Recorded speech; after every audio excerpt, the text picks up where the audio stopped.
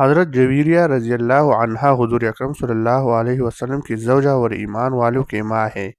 یہ ایک غزوہ میں قید ہو کر آئے قیدیوں کی تقسیم میں حضرت ثابت بن قیس رضی اللہ عنہ بقول بعض اپنے چچازاد کے حصہ میں آئے، لیکن انہوں نے اپنے مالک سے اس طرح طے کر لیا کہ اتنا مال مجھ سے لے لو اور مجھے آزاد کر دو۔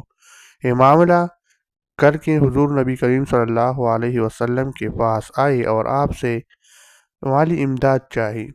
آپ صلی اللہ علیہ وسلم نے فرمایا، اس سے بہتر بات نہ بتا دوں، وہ یہ کہ میں تمہاری طرف سے مال ادا کر دو اور تم سے نکاح کر لو۔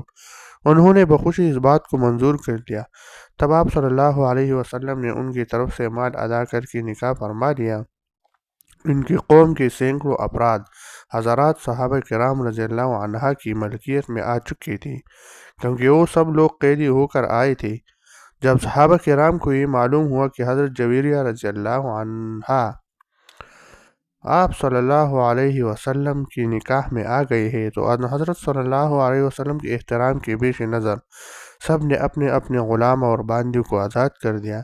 حضور صلی اللہ علیہ وسلم کے ساتھ صحابہ کرام کی محبت کا یہ کیا کہنا، اس جذبے کے تحت کہ اب یہ لوگ سرکار دو عالم صلی اللہ علیہ وسلم کی سسرال والے ہو گئے ہیں، ان کو غلام بنا کر کیوں رکھ کے سبھی کو آزاد کر دیا۔ حضرت عائشہ رضی اللہ عنہا نے فرمایا، ان حضرت صلی اللہ علیہ وسلم کا سیدہ جویریہ رضی اللہ عنہا سے نکاح کر لینے سے بنو المستلق کی 100 گرانی آزاد ہوئی۔ میں نے کوئی عورت ایسی نہیں دیکھی جو سیدہ جویریہ رضی اللہ عنہا سے بڑھ کر اپنے قوم کے لیے باعث برکت ثابت ہوئی۔